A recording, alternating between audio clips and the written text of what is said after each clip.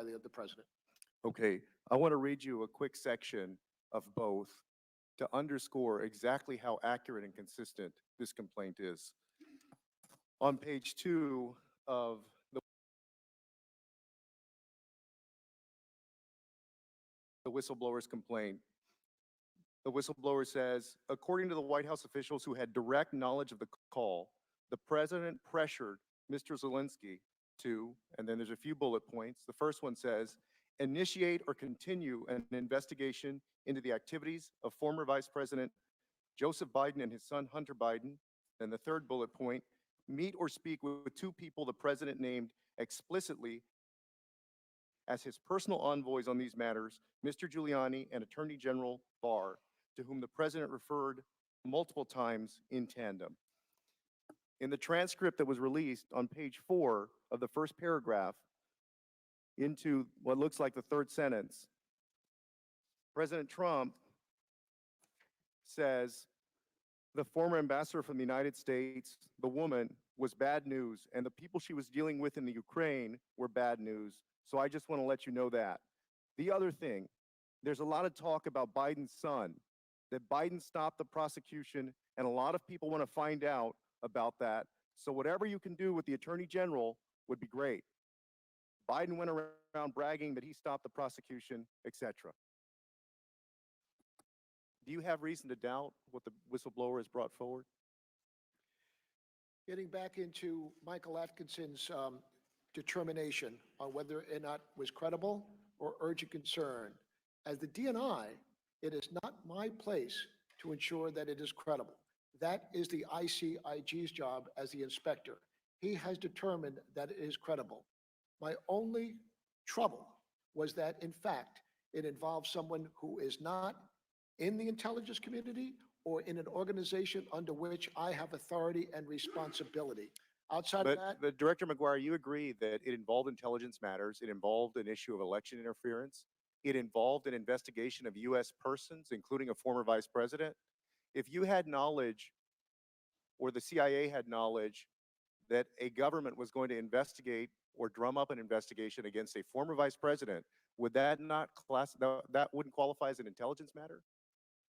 Would that qualify as an intelligence matter, yes or no? Well, I don't mean to say that's kind of a hypothetical question, sir.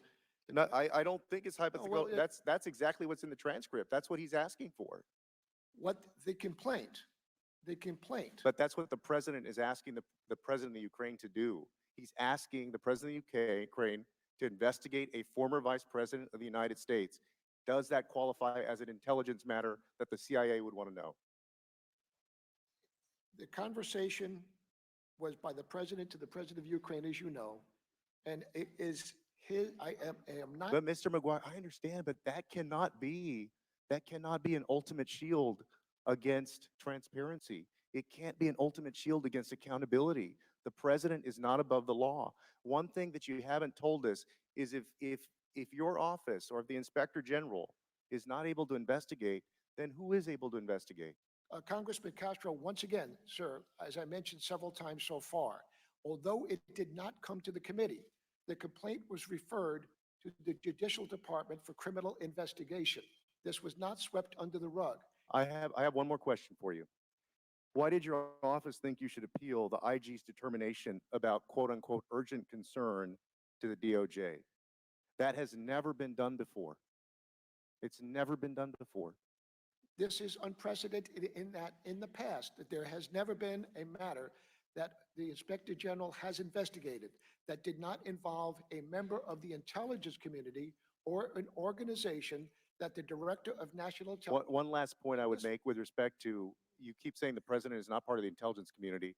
I believe he is. The president, you agree, has the ability to declassify any single intelligence document. Do you agree that's true? The president has original classification authority. How is that person outside of the intelligence community? Excuse me.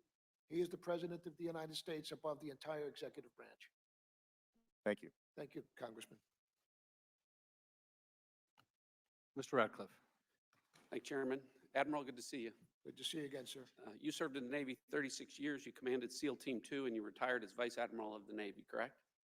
That's correct, Congressman. All right. And despite the fact that after that service, you became acting DNI 23 days after the Trump-Zelensky call and 4 days after the whistleblower made his or her complaint. You were subpoenaed before this committee after being publicly accused of committing a crime, correct? Yes, Congressman. Chairman Schiff wrote a letter on September 13th accusing you of being part of a, quote, unlawful cover-up, and then the Speaker of the House took it one step further. She went on national TV and said not once but twice that you broke the law, that you committed a crime. She said, the acting director of national intelligence blocked him, meaning the ICIG, from disclosing the whistleblower complaint. This is a violation of the law.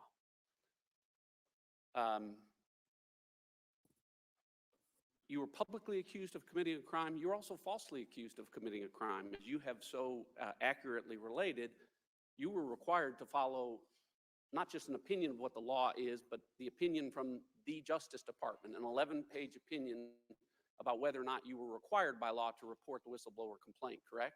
That's correct, Congressman. Ryan. And that opinion says, the question is whether such a complaint falls within the statutory definition of urgent concern that the law requires the DNI to forward to the Intelligence Committee. We conclude that it does not. Did I read that accurately? Yes. I better have, right? That's an opinion not from Bill Barr. That's an opinion from the Department of Justice ethics lawyers, not political appointees, but career officials that serve Republicans and Democrats, the ethics lawyers at the Department of Justice that determined that you did follow the law. So you were publicly accused, you were also falsely accused, and yet here today, I haven't heard anything close to an apology for that. Welcome to the House of Representatives with Democrats in charge. Let me turn to the matter that we're here for. A lot of talk about this whistleblower complaint. The question is, at this point, given what we have, why all the focus on this whistleblower? The best evidence of what President Trump said to President Zelensky is a transcript of what President Trump said to President Zelensky. I'm not casting aspersions on the whistleblower's good faith or their intent, but a secondhand account of something someone didn't hear isn't as good as the best evidence of what was actually said. And to that point, despite good faith, the whistleblower is in fact wrong in numerous respects. And I know everyone's not going to have time to read the whistleblower's complaint, but the whistleblower says that I am deeply concerned, talking about the president, that there was a serious or flagrant problem, abuse, or violation of the law. Whistleblower then goes on to say, I was not a direct witness to the events described. However, I found my colleagues' accounts of this to be credible. And then talking about those accounts of which this whistleblower complaint is based on, the whistleblower tells us the officials that I spoke with told me, and I was told that, and I learned from multiple U.S. officials that, and White House officials told me that, and I also learned from multiple U.S. officials that. In other words, all of this is secondhand information. None of it is firsthand information. The whistleblower then goes on to cite additional sources besides those secondhand information. Those sources happen to include mainstream media.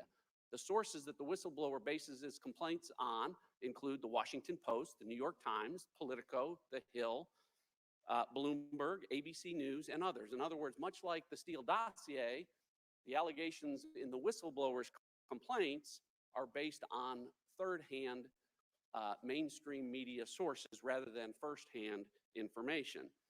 The whistleblower also appears to allege crimes not just against the president, but says with regard to this scheme to solicit interference from a foreign country in the 2020 election that, quote, the president's personal lawyer, Mr. Rudolph Giuliani, is a central figure in this effort, and Attorney General Barr appears to be involved as well. But buried in a footnote, a couple of pages later, the whistleblower admits, I do not know the extent to which, if at all, Mr. Giuliani is directly coordinating his efforts on the Ukraine with Attorney General Barr.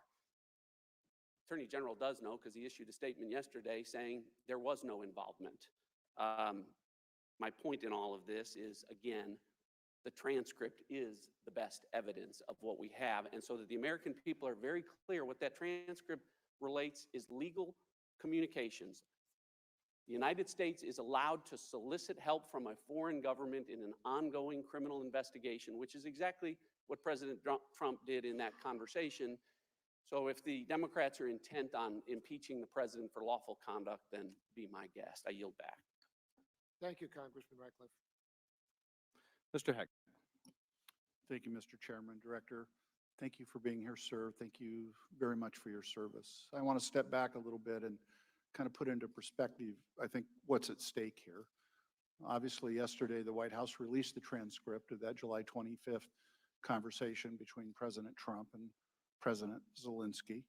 And we now know that this phone call was indeed a part of the whistleblower complaint. Yesterday, the chair at a press conference characterized the president's conversation in that call as a shakedown of the Ukrainian leader. He was not suggesting that it was a shakedown for either information or money, but instead it was a shakedown for help to win a presidential election, which is coming up next year. So now let's fast rewind to May 7th of this year, when FBI Director Christopher Wray testified before the United States Senate that, and I'm quoting now, any public official or member of any campaign should immediately report to the FBI any conversations with foreign actors about, quote, influencing or interfering with our election. Director Wray is, of course, the top cop in the United States of America. You agree with Director Wray, do you not, sir? Congressman Heck, I do not disagree with Director Wray. And Is in that fact, the same thing as you agree with him, sir? Yes. Okay, Once again, thank you. though, Let me go on. It was referred to the FBI. Let me fast forward. Yes, sir. Was it referred to the FBI by the president who actually engaged in the conversation? The, No, it was not. Let me fast forward to June 13th, when, that's 5 weeks in advance of that, when the chair of the Federal Elections Commission made the following statement. Follow me, please. Let me make something 100% clear to the American public and anyone running for public office. It is illegal for any person to accept, solicit, or receive anything of value from a foreign national in connection with the U.S. election.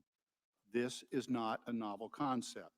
Election intervention from foreign governments has been considered unacceptable since the beginnings of our nation.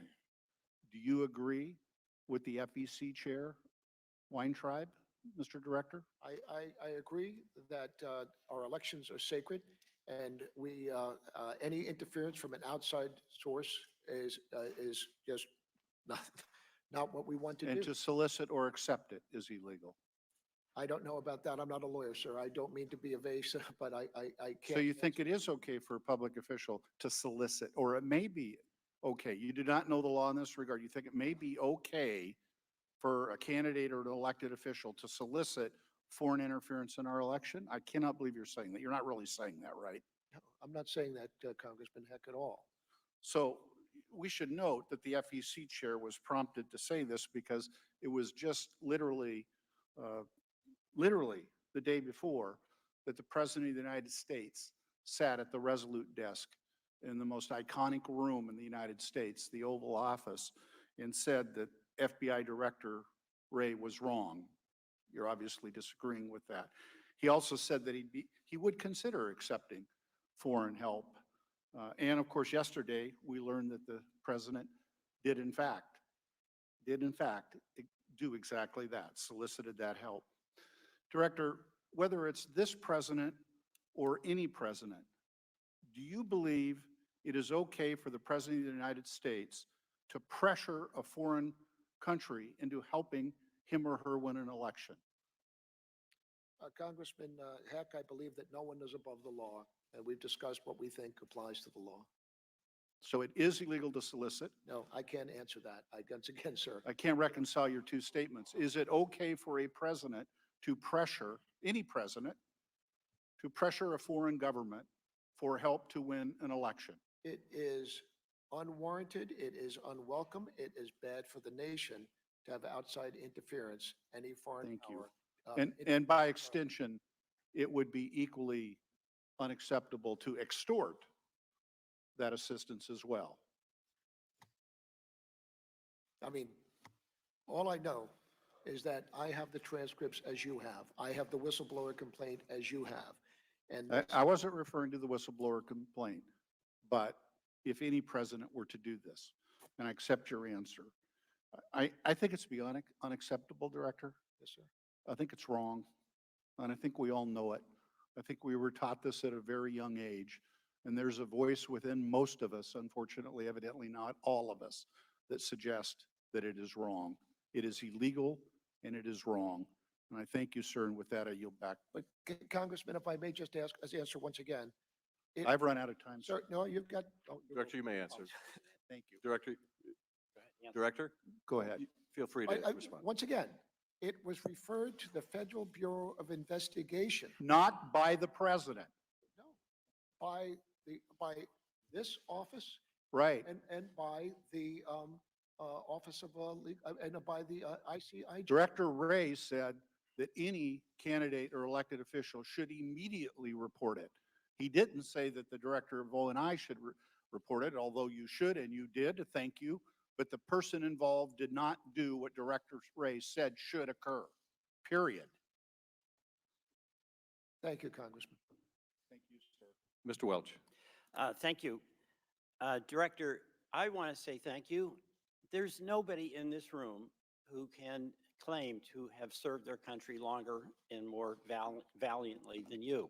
And I heard in your opening remarks that your family before you has been committed to this country, and I say thank you. Second, I appreciated your candor when, in your opening statement, you acknowledged that the whistleblower acted in good faith. And third, I appreciated your acknowledgement that the Inspector General also acted in good faith and according to his view of the law. And I want to say this, when you said you were in a unique position, that's an understatement. You got a complaint involving the President of the United States and also the United States Attorney General. I disagree with some of the decisions you made, but I have no doubt whatsoever that the same sense of duty that you applied in your long and illustrious career guided you as you made these decisions. So thank you for that. But I want to ask a few questions about the extraordinary document that came to your attention. The DNI has jurisdiction over foreign interference in our elections, correct? That's correct. And of course, you're aware, as we all are, of the Mueller report and his indictments against 12 foreign nationals, Russians, who actively interfered in our election, correct? I have read the report, yes. Yeah, Congressman. so it's just a huge responsibility that your agency has, correct? In this case, because of the two things you mentioned, that the president is the one person that's above the intelligence community in your sense about executive privilege, you did not forward the complaint to us, correct? I did not vote. Yes, Congressman Welsh, because I was still working with the White House. No, I understand sir. that. And that Yes, sir. you've been very clear on that. But let me just ask a hypothetical just to show the dilemma that you were in.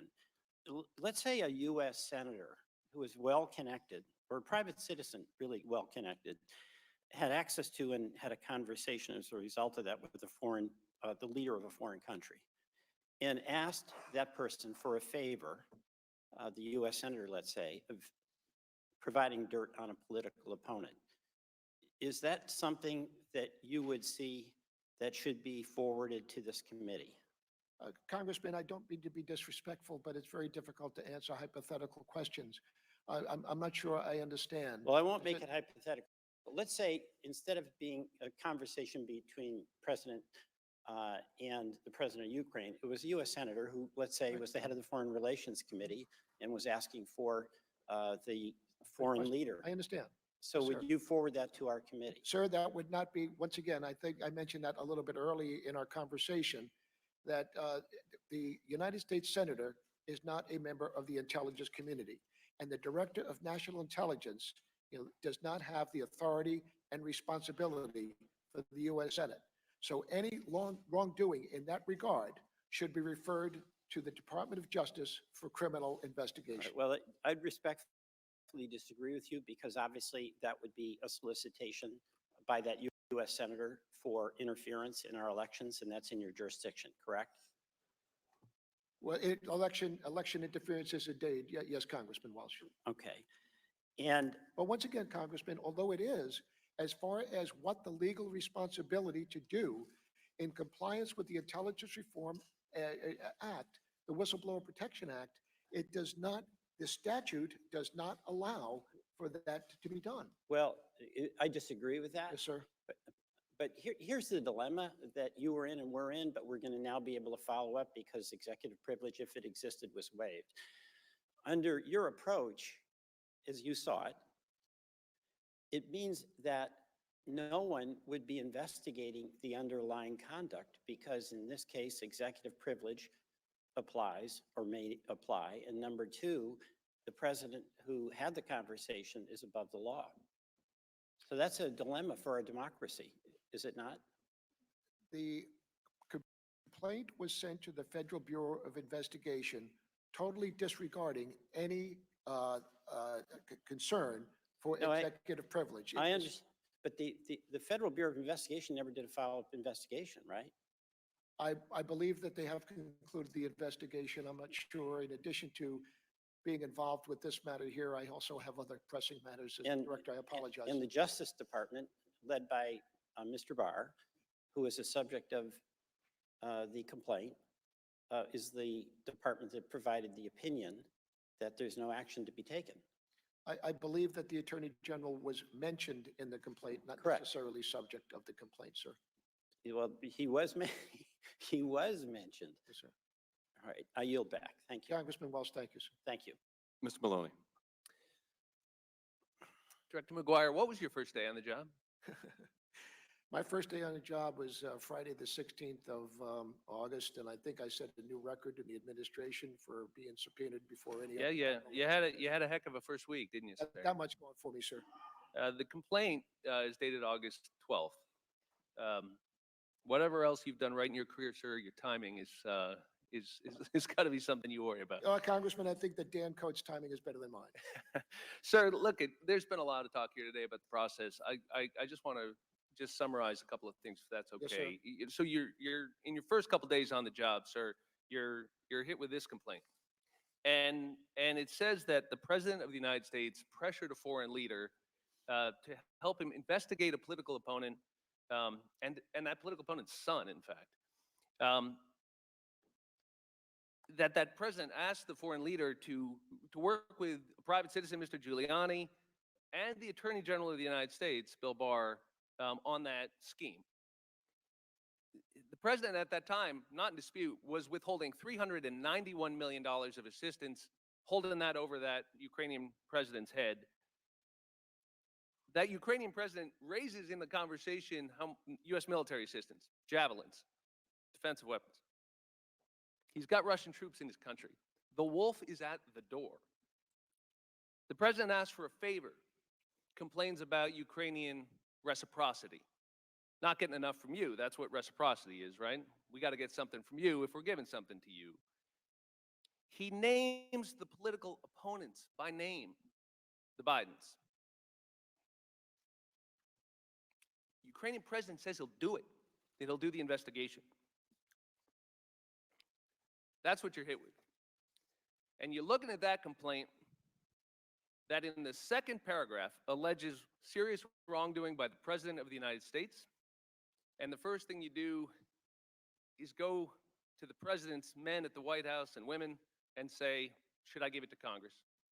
And in the second paragraph of that complaint, sir, it also suggests the Attorney General could be involved. And the second thing you do is go to the Attorney General's people at the Justice Department and ask them if you should give it to Congress. Sir, I have no question about your character. I've read your bio. I have some questions about your decision and the judgment in those decisions. See any conflicts here? Congressman Maloney, I have a lot of leadership experience. I do. And as you said, it came to me very early on in this. The fact that I am the acting DNI and I was still using Garmin to get to work, that this came to my attention involving the President of the United States and the important matter of this. In the past, as I said before, I have always worked with legal counsel. Because of the magnitude and the importance sir, of if this I may. decision, I just, sir, as a naval officer for years, I just thought it would be prudent. I Now, understand I the also prudent want to say, point. sir, if I may, my life would have been a heck of a lot simpler without becoming the most famous man in the United States. Don't doubt that at all, sir. My Okay. question, sir, is when you were considering prudence, did you think it was prudent to give a veto power over whether the Congress saw this serious allegation of wrongdoing to the two people implicated by it? Is that prudent? I have to work with the situation as it is, Congressman Maloney. Only the White House can determine or waive executive privilege. There is no one else to go to. And as far as a second opinion, my only avenue of that was to go to the Department of Justice, Office of Legal Counsel. And you understand, sir, that if unchallenged by your own Inspector General, your decision, that prudence, would have prevented these serious allegations from ever reaching the Congress. Quick question. In response to Mr. Himes, I think you left the door open that you spoke to the President of the United States about this whistleblower complaint. Sir, did you speak personally to the President of the United States at any time about this complaint? Congressman, once again, I am the President's intelligence officer. I speak to the President. I cannot say one Mr. way. Director, I know you speak to the President a lot. It's a simple question, sir. Did you speak to him about this whistleblower complaint? Yes or no? Congressman Maloney, my conversation with the President of the United States is privileged. So you're not denying that you spoke to the President? I'm not asking you just for the saying, content, sir. I Congressman, don't want the I'm just content. saying my Did you or conversation- did you not speak to the President about this whistleblower complaint? I speak to the President about a lot of things, and anything that I say to the President of the United States in any forum is privileged. Not and asking for the confidential. content. Are you denying that you spoke to the President? I am just telling once again, I speak to the President, and anything I say to the President is confidential. Thank you, sir. Sir, yeah, I mean, that's the way it is. I understand. Thank you. And Director, you understand, we're not asking you about your conversations with the President, about national security, about foreign policy, about the National Counterterrorism Center. We just want to know, did you discuss this subject with the President? You can imagine what a profound conflict of interest that would be. Did you discuss this subject, this whistleblower complaint, with the President? You can say, I did not discuss it with him, if that's the answer. That doesn't betray any privilege. And you can say, I did discuss it with him, but I'm not going to get into the content of those conversations. That question you can answer. Chairman Schiff, once again, my conversation, no matter what the subject is with the President of the United States, is privileged conversation between the Director and the President. Ms. Demings. Thank you so much, Mr. Chairman, and Director McGuire, thank you for being here with us today. Thank you for your service. Good morning, Congresswoman. I know you said that you took your first oath in 1974. Yes, ma'am. That's a long time, but a long time to be proud of the service. I took my first oath in 1984 when I was sworn in as a law enforcement officer, and I thank you so much for saying that public service is a sacred trust, because regardless of the circumstances or who's involved, public service is a sacred trust. I've had an opportunity as a law enforcement officer, I'm a member of Congress now, but to investigate internal cases involving other personnel. I've had an opportunity to investigate numerous other cases, criminal cases, and never once, just for the record, Director McGuire, did I ever go to the suspect or the defendant or the principal in those cases to ask them what I should do in the case.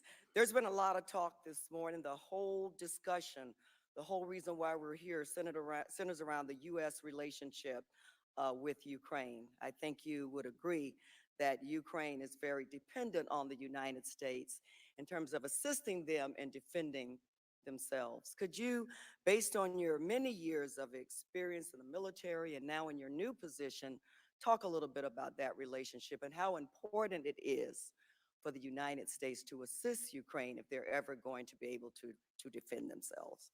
Yes, Congressman, I think that the United States has been extremely supportive of Ukraine. I would say that they are relying on us as they rely on other people in Europe. And I would also say that the United States is probably paying more of their fair share for the support of Europe, of Ukraine than the others. The threats are real for the Ukrainian people, and the stake of freedom and democracy is also, even though it's in the Ukraine, is also very much a concern. So based on that, you would say Ukraine probably could never get there without the support and the assistance of the United States or from the United States of America. I would say that if others were willing to step up and support, they might be able to get there. But they are not. We're there. And so I think you've said it would be difficult for Ukraine to meet that goal of defending themselves without our support, correct? I would say it would be a challenge, yes, Congresswoman. This complaint outlines a scheme by the President of the United States, and I'm not really sure what to call Rudy Giuliani these days, what his role is. Maybe he's the new fixer, I'm not sure. But either way, it involves a scheme to coerce Ukraine, this country that you say is so very dependent on the United States to defend themselves, to coerce Ukraine into assisting the president's reelection efforts in 2020. In the report from your Inspector General, the memo that was sent to you, it says on July 18th, the Office of Management and Budget official informed the departments and agencies that the president earlier that month had issued instructions to suspend all U.S. security assistance to Ukraine. Neither OMB nor the NSC staff knew why this instruction had been issued. During interagency meetings on the 23rd of July and the 26th of July, OMB officials again stated explicitly that the instruction to suspend this assistance had come directly from the president, but they were still unaware of a policy rationale. So the 23rd, 26th, on the 18th, this issue first came up where the president was rescinding or suspending that assistance that you said Ukraine so desperately depends on.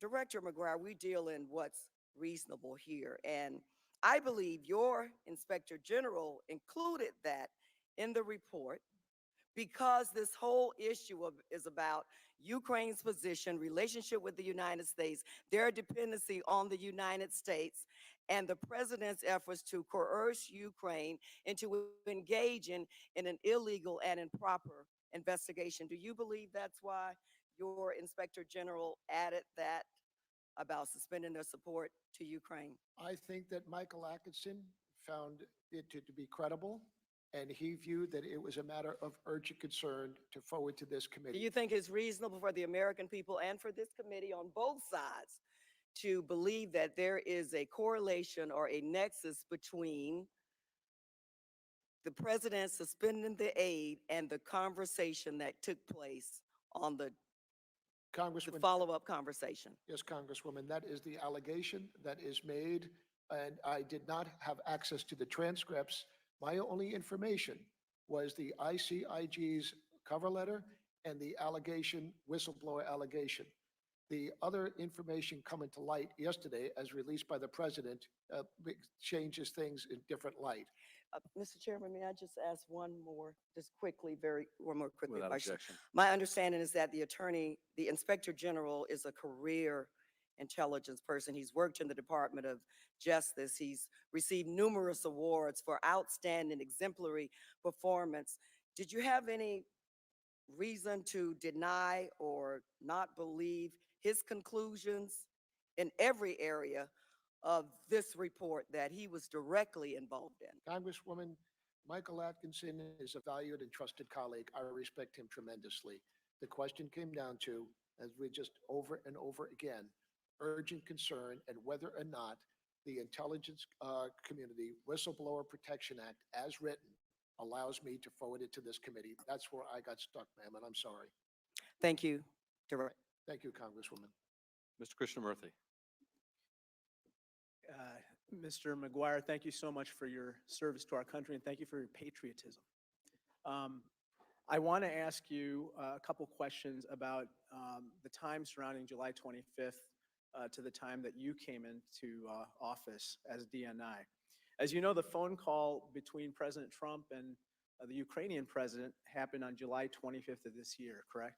I believe July 25th, I believe so. At least one of them happened on July 25th. At that time, the DNI was Dan Coates and his deputy was Sue Gordon. As you know, the whistleblower claim was filed on August 12th of this year, and then you took office on August 16th, 4 days later. Yes, sir. Prior to that, or since, did you discuss the July 25th call or the whistleblower complaint with DNI Coates? I wouldn't have taken the job if I did. No, sir. And how about with Sue Gordon? No, not at all. I don't believe, to the best of my ability, I do not think that either Director Coates or our principal deputy, Sue Gordon, have any sense whatsoever about this whistleblower complaint or that Michael Atkinson had it. Before your current role, did you discuss Ukraine with President Trump? No, Congressman. I haven't discussed Ukraine with anybody. Let me put it to you that way. You haven't discussed Ukraine with anybody in your current role as the acting DNI? Well, as we intelligence reports, we've got about 190 countries out there. So whatever the president's daily brief is and matters that pertain to that. But as far as intelligence equities in that region right now, this has just not been something that has come to my attention in the 6 weeks that I've been the acting DNI. Now, turning to the whistleblower and the inspector general, you don't know the identity of the whistleblower, right? Congressman, I do not, and I've made it my business to make sure that I do. Correct. And you don't know his political affiliation, obviously. I do not. I do not know this. Or her political affiliation. And of course, you believe that the whistleblower was operating in good faith I do. and without bias. I don't know about that. I do not know about that. I do believe that the. But you have no whistleblower- reason to believe that he or she was acting with bias, correct? I just believe that the whistleblower was acting in good faith. But you have no reason to believe that the person was biased. I would not know whether he biased or not biased, sir. I just don't know. And of course, you will do everything you can to protect the whistleblower from any attempts to retaliate against him or her, correct? I will not permit the whistleblower to be subject to any retaliation or adverse consequences for going to the IG. I am absolutely committed to that. And Yes. unlike the whistleblower, you do know the inspector general, Yes, obviously. and I hold him in high esteem. And like the whistleblower, he also operated in the highest faith, right? I believe that Michael Atkinson, yes, yes, And, yes. and interestingly, Mr. Atkinson was actually appointed by President Donald Trump, right? Yes, he was. He's a presidential appointee. At what lends real credibility to the whistleblower's complaint is the fact that Mr. Atkinson, an appointee of the president, would actually bring forward a complaint against his boss. And that's something that is especially courageous. What I want to hear from you is that you will also do everything you can to protect Mr. Atkinson from potential retaliation. Congressman, absolutely. Very good. Now, the White House released a memorandum of telephone conversation from the July 25th, 2019 call, right? I believe that was what was transmitted yesterday morning, sir. And they call that a telcon in the jargon of these memoranda. Is that right? I'm familiar. This is the first time I've ever seen the transcript of a presidential conversation with a foreign leader.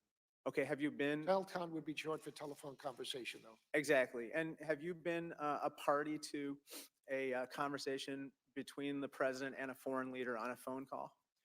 When I am in the office to provide the intelligence brief to the president, some foreign head of state might call in. The president may either ask us to leave or just stay there for a brief call from time to time. Yes, sir. And there are note takers who actually scribble down furiously what's being said on those calls. If they are note takers, they would not be in the Oval Office with us. They might be listening somewhere else, sir. Like from the Situation Room.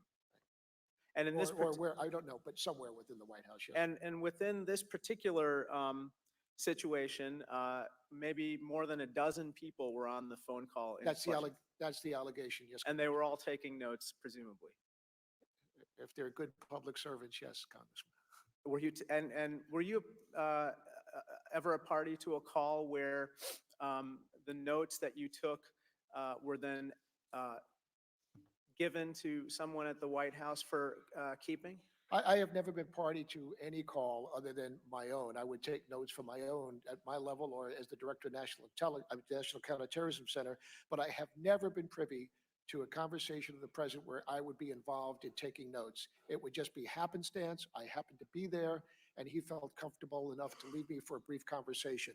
But it's not anything that I would be in that office particularly for that matter.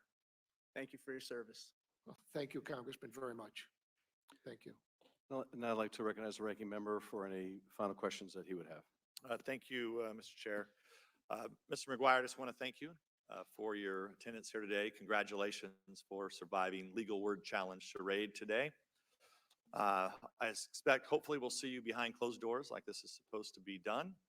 And I would just urge my colleagues on the other side of the aisle, if they would like to impeach the president, they need to go to the floor of the House and actually call for a vote. The Intelligence Committee is not an appropriate place to try articles of impeachment. So there is a process in the Constitution that I would advise you all follow. In the meantime, Director McGuire, I want to apologize to you for being accused of crimes that you have not committed. It's totally inappropriate behavior for anyone to accuse someone that's served 4 decades like you. I hope you do not have to go through this any longer. And with that, I yield back the balance of my time. Thank you, Ranking Member. I appreciate it, sir. Director, I have a few more questions. Just to follow up, because I thought I heard you say a moment ago that you had no communication with the president on the subject of Ukraine. Did I understand you to say that? I have not particularly had any conversation with anyone on the subject of Ukraine that didn't deal with the matter that we have right now in regard to the whistleblower complaint. So not particularly with the Office of Legal Counsel as far as mentioning Ukraine or as far as the Justice Department. All I did was send the documents forward. The allegations are in there, and just let the documents speak for themselves. So you're saying that you did not have any conversation on the subject of Ukraine that did not involve this complaint? That's correct, sir. I mean, I've been in the acting DNI for 6 weeks. I'm just trying to understand, because that is suggestive that you did have a conversation involving the complaint with the president. No. Um, That is not what I said, sir. Okay. Director, you mentioned early on when we were on the subject of what the Inspector General was able to investigate or not investigate, whether the president is within the intelligence community or subject to the intelligence community. And by the way, the statute doesn't require that the subject of the complaint be within the intelligence community. It requires the whistleblower to be an employee or detailee. It doesn't require that the subject, the person complained of, be an employee of the intelligence community. But you have adopted an interpretation by the Justice Department that essentially says the president is above the director, therefore the president is not subject to the jurisdiction of the director, therefore it doesn't meet the definition of urgent concern, therefore the Inspector General is done. Chairman, Inspector General can't investigate anymore. That's the Inspector General's reading of the department opinion, that he is no longer allowed to investigate this. Is that your reading as well? Chairman, not necessarily the president, but the allegation has to relate to the funding, administration, and operation of an intelligence activity with the responsibility and the authority of the Director of National Intelligence. Okay, well, I'm just This trying to matter did get not. to whether the president is somehow beyond the reach of the law. No, sir, The- no the- person in this country is beyond the reach. Well, that's the way it should be, but I'm trying to figure out whether that's the way it is as a practical fact. The Inspector General believes that based on the opinion that you requested of the Department of Justice, he is no longer allowed to look into this because it doesn't meet the definition of an urgent concern because it involves the president. Is that your understanding of the department opinion as well? That the Inspector General no longer has jurisdiction to look into this? It is my understanding that both the Inspector General and I and my team are waiting for, we were waiting for the resolution of executive privilege to be determined. It is now no longer executive privilege. I'm not sure exactly what the statute has as far as what Michael can do, but we also are looking for a way. Now, if I did not send it forward, as you know, under urgent concern within the 7 days, then the statute would allow the whistleblower to come to you and still be protected. Director, But because my, it's my, not, my, my, we point- are my, accommodating. my point is this. The Department of Justice has said, because this doesn't meet the statutory definition, because this involves the president, the Inspector General has no jurisdiction to investigate. Now, if this Inspector General has no jurisdiction to investigate because the president is above the agency, no Inspector General has jurisdiction to investigate. That is the effect of that opinion, which, do you disagree? I believe that the opinion was based on the reading of the statute and whether or not the situation here is compliant and comes underneath the statute. The Office of Legal Counsel opinion was that based on the criteria that you're required to have in order to support this legal statute, it does not. And he also said that because of that, it is not a matter of the intelligence community. But once again, he Yes, well, said, however, you may go forward, and I that's the, have. that's the key issue, Director. Because it involves the president, it does not involve the intelligence community. That is the sum and substance. And the effect of that is the Inspector General has told us that he no longer has jurisdiction to investigate. And by the logic of that opinion, nor does any other Inspector General. Now, as you point out, this was referred to the Justice Department, was referred to the FBI and Justice Department. That department under Bill Barr, and with breathtaking speed, decided there's nothing to see here. It decided that we don't believe that this constitutes a violation of the campaign finance laws, and therefore we're not authorizing an investigation. The FBI is not authorized to investigate any of this. Any of this. So the IGs can't do it. According to the Department of Justice, the FBI can't do it because it doesn't meet their threshold that makes it worthy of investigation. So at this point, only this committee and this Congress is in a position to investigate. And I want to ask you, going to the whistleblower complaint, whether you believe these allegations are worthy of investigation. Whistleblower says, I have received information from multiple U.S. government officials that the President of the United States is using the power of his office to solicit interference from a foreign country in the 2020 U.S. election. You would agree that should be investigated, would you not? Chairman, the horse has left the barn. You have all of the information. You have the whistleblower complaint. You have the letter from the ICIG. You have the Office of Legal Counsel opinion. Yes, but And you have the yes, we do. But transcripts from the would you president. agree I that feel if there's a confident that serious there's and going to be credible, an investigation. that you agree there should be an investigation? I believe that it is a matter to be determined by the chair and this committee. Well, I'm asking you as a career military officer, someone who I greatly respect and I admire your service to the country. Do you believe if there is a credible allegation by a whistleblower, corroborated by apparently multiple U.S. government officials, that the President of the United States is using the power of his office to solicit interference from a foreign country in the 2020 election, do you believe that should be investigated? I don't believe it is corroborated by other folks. The whistleblower says that he spoke or she spoke to about a dozen other people. This is secondhand information. I'm not, yes, but I'm the- not criticizing the whistleblower. Yes, but the But- Inspector General took those 2 weeks, as you well told us, to corroborate that information. Now, we don't know which, if any, of these officials the Inspector General spoke to, and found it credible. And you've told us that you have no reason to believe otherwise. Am I right? I had no reason to doubt a career Inspector General lawyer in his determination on whether or not it was credible. That is something for Michael to determine. And Let me ask you this. The whistleblower also says over the past 4 months, more than half a dozen U.S. officials informed me of various facts related to this effort to seek foreign interference. You would agree that we should speak to those half a dozen U.S. officials, would you not?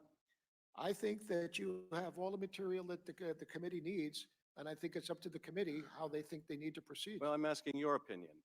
It- As the head of my- our intelligence my- agencies, my- do you my- think that my- we should talk to those other people and find out whether the whistleblower is right? My responsibility is to get you the whistleblower letter, the complaint, and the other information released.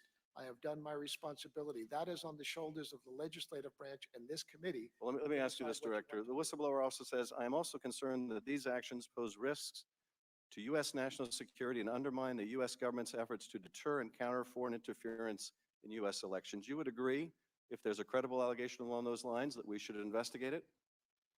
I agree that if there was election interference, the complaint is not about election interference. It was about a classified, confidential, diplomatic conversation. Involving election interference by the president, sought by the president. That doesn't take it out of the realm of seeking foreign assistance. It makes it all the more pernicious. Wouldn't you agree? As I said, I don't disagree with the IGIC's assessment that it was a credible matter. The whistleblower further says, namely, he, the president, sought to pressure the Ukrainian leader to take actions to help the president's 2020 reelection bid. You would agree that that should be investigated? Not necessarily, sir. I mean, as far as it was investigated by the Federal Bureau of Investigation. No, it wasn't. Yes, it went to the. No, it said it did the not. Department of Justice concluded that this wouldn't violate the election laws. Now, So if no one can understand how they could reach that conclusion after the 2 years we went through, but nonetheless, they didn't authorize the FBI to investigate it. You would agree someone should investigate this, wouldn't you? I referred it, if I didn't, I would not have referred it to the Justice Department and to the FBI. Well, then I'm glad that we're in agreement. The whistleblower says they told me that there was already discussion ongoing with White House lawyers about how to treat the call because of the likelihood in the officials retelling they had witnessed the president abuse his office for personal gain. You would agree that that should be investigated, wouldn't you? All I know is that that's the allegation. Right, Sure. and it's credible and therefore should be investigated, right? Well, again, it is hearsay, secondhand information. It should come to this committee for further investigation. Thank you. And I mean, you have it. You have the documents. I just wanted to confirm that we're in agreement that you think the committee should investigate it. The whistleblower also says Donald Trump expressed his conviction that the new Ukrainian government will be able to quickly improve Ukraine's image and complete the investigation of corruption cases that have held back cooperation between Ukraine and the United States. This is the whistleblower citing the Ukrainian readout. You would agree that if the Ukrainian readout, when they're talking about corruption cases, is talking about investigating Biden and his son, and that has held back, the failure to do that has held back cooperation between our two countries, that should be investigated, right? That's of a national Chairman security Schiff, dimension? I don't agree with any of that. I did not agree that it should be investigated. What I said was that I complied with my requirement to send you the documents. Well, The documents have come to this I- committee, and that it is up to the chair, the I- ranking member, and this committee members to decide what to do with that information. Uh, I'm in I- no position to Well, tell the chair or the I- committee to do an investigation or Okay. not do an investigation. Okay, I find it remarkable that the Director of National Intelligence doesn't think credible allegations of someone seeking foreign assistance in a U.S. election should be investigated. Let me ask you this. The whistleblower further says, in the days following the phone call, I learned from multiple U.S. officials that senior White House officials had intervened to lock down all the records of the phone call. Do you have any reason to believe that the whistleblower's allegation there is incorrect? I have no idea whether it is correct or incorrect, sir. Someone should find out though, right? Excuse me? Someone should find out if it's correct, shouldn't they? I don't know if that is a incorrect allegation. I mean, I just do not know. Again, that is the work, that is the business of the executive branch of the White House and the office of the White House. Well, corruption is not the business, or it shouldn't No, be, but of the what White the- House or anyone What in the it. White House decides to do with their privileged communications and information, I believe, is the business of the White House. Do you believe that's true even if that communication involves crime or fraud? I'm sure you're aware that Any there's crime or there's an fraud- exception to any claim of privilege. The privilege can't be used to conceal crime or fraud. As I You would- said before, any crime or fraud or instances of wrongdoing should be referred to the Justice Department for investigation, as I did. The whistleblower further alleges that White House officials told the whistleblower they were directed by White House lawyers to remove the electronic transcript, that is of the call, from the computer system in which such transcripts are typically stored. And instead, it was loaded into a separate electronic system that is otherwise used to store and handle classified information of a especially sensitive nature. One White House official described this act as an abuse of the electronic system. I do not know whether similar measures were taken to restrict access to other records of the call, such as contemporaneous handwritten notes taken by those who listened, and we should find out, shouldn't we? Chairman Schiff, when I received a letter from Michael Atkinson on the 26th of August, he concurrently sent a letter to the Office of White House Counsel asking the White House Counsel to control and keep any information that pertained to that phone call on the 25th. It was a lengthy letter. Michael would be able to address it better, but I do believe that the ICIG, I know that the ICIG has sent a letter to the White House Counsel requesting that they keep all of that information. But you would agree that if there's a credible allegation from this credible whistleblower, that White House officials were moving these records into a system that was not designed for that purpose in an effort to cover up essentially potential misconduct, that ought to be looked into. You would agree with that, wouldn't you? To the best of my knowledge, when this allegation came forward, this whistleblower complaint on the 12th of August, I have no idea what the timeline was as far as whether or not the White House, the National Security Council, or anybody involved in that conversation, what they did with the transcripts, where they put them. I just have absolutely no knowledge, nor the timeline of that, Chairman. It is not something that would be under my authority or responsibility. The whistleblower makes a series of allegations involving Mr. Giuliani, cites a report in the New York Times about his planned trip to Ukraine to press the Ukrainian government to pursue investigations that would help the president in his 2020 reelection bid. You would agree that if the president was instructing his personal lawyer to seek, again, foreign help in a U.S. presidential election, that would be improper? I believe Mueller described such efforts to seek foreign assistance as unethical, unpatriotic, and very possibly criminal. Would you agree with Director Mueller that to seek foreign assistance that way would be unethical, unpatriotic, and very possibly a violation of law? I believe that Mr. Giuliani is the president's personal lawyer. And whatever conversation that the president has with his personal lawyer, I would imagine would be by client attorney privilege. I am in no position to criticize the president of the United States on how he wants to conduct that. And I have no knowing of what Mr. Giuliani does or does not do. Let me ask you about the last couple allegations of the whistleblower.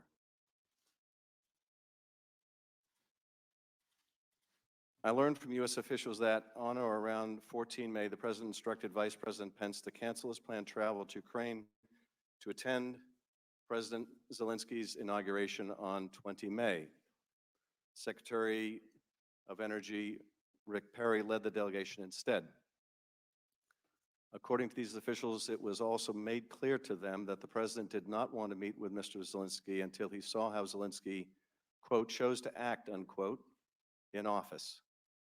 I do not know how this guidance was communicated or by whom. I also do not know whether this action was connected with the broader understanding described in the unclassified letter that a meeting or phone call with the president and President Zelensky would depend on whether Zelensky showed the willingness to play ball. Do you know whether Mr. Pence, Vice President Pence's trip was pulled because of an effort to find out first whether Ukraine was willing to play ball? Chairman Schiff, no, I do not. I have no knowledge of any of that until this information came to me from the ICIG. I have absolutely no situation awareness or no knowledge of any of those facts. Would you agree that if the vice president's trip was canceled in order to put further pressure on Ukraine to manufacture dirt on Mr. Biden, that that would be unethical, unpatriotic, and potentially a crime? I do not know why the Vice President of the United States did not do that. I do know what the allegation was within the whistleblower complaint, and I don't know whether that allegation is accurate or not, Mr. Chairman. Finally, the whistleblower says, on July 18, an Office of Management and Budget official informed departments and agencies that the president earlier that month had issued instructions to suspend all U.S. security assistance to Ukraine. Neither OMB nor the NSC staff knew why this instruction had been issued. Senator McConnell said the other day that he spoke with the Secretary of Defense and Secretary of State, and he didn't know why the instruction had been given. Doesn't that strike you as suspicious, Director, that no one on the national security staff, no one in the senior leadership apparently of the party here in Congress that had approved the aid understood why the president was suspending aid? Doesn't that strike you as just a little suspicious? Chairman Schiff, I'm just unaware, be honest with you, how those decisions are made. And then once again, I just have no situation awareness of what happened Well, with the holding of the if- funding from a- OMB. As a military man, if this military aid was withheld from an ally that is fighting off Putin's Russia, and it was done so to be used as leverage to get dirt in a U.S. political campaign, don't you think that should be investigated? I have no reason to believe, I do not understand, I have no situation awareness if that was withheld or why it was withheld, Mr. Chairman. Well, I can tell you, we are going to find out. Director, I want to thank you for your attendance today. I want to thank you again for your service. As my colleague underscored, Mr. Welch, and I completely share his sentiment. No one has any question about your devotion to the country. No one has any question about your acting in good faith. I want to make that very clear. I think you're a good and honorable man. Like my colleagues, I don't agree with the decisions you made. I agree with the Inspector General's view of the law. And I'm deeply concerned about the message this has sent to other whistleblowers about whether this system really works. If the subject of a complaint can stop that complaint from getting to Congress, then the most serious complaints may never get here. And I want to thank the whistleblower for their courage. They didn't have to step forward. Indeed, we know from the whistleblower companies that have knowledge of many of the same events. And I would just say to those several others that have knowledge of those events, I hope that they too would show the same kind of courage and patriotism that this whistleblower has shown. We are dependent on people of good faith to step forward when they see evidence of wrongdoing. The system won't work otherwise. And I have to say to our friends in Ukraine who may be watching, just how distressing it is that as their country fights to liberate itself from Russian oppression, as it fights to root out corruption in their own country, that what they would be treated to by the President of the United States would be the highest form of corruption in this country. That the President of the United States would be, instead of a champion of democracy and human rights and the rule of law, would instead be reinforcing a message with the new Ukrainian president who was elected to root out corruption, that instead the message that president would be, you can use your Justice Department, just call Bill Barr, you can use our Justice Department to manufacture dirt on an opponent. That's what democracy is. You can use foreign assistance, military assistance, vital assistance as a lever to get another country to do something unethical. The idea that a fellow democracy, a struggling democracy, would hear those messages from the President of the United States. I just want to say to the people of Ukraine, we support you in your fight with Russia. We support you in your struggle for democracy. We support you in your efforts to root out corruption. And what you are witnessing and What you are seeing in the actions of this president is not democracy. It is the very negation of democracy. This is democracy. What you saw in this committee is democracy, as ugly as it can be, as personal as it can be, as infuriating as it can be. This is democracy. This is democracy. I thank you, Director. We are adjourned. Thank you very much, Mr. Chairman.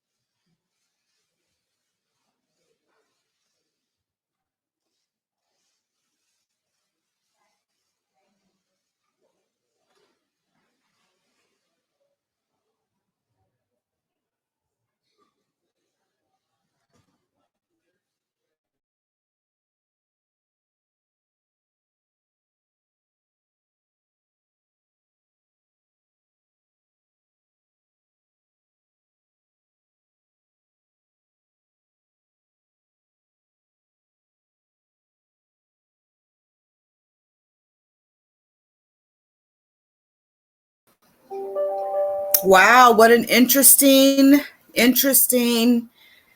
uh hearing that we just heard. Honestly,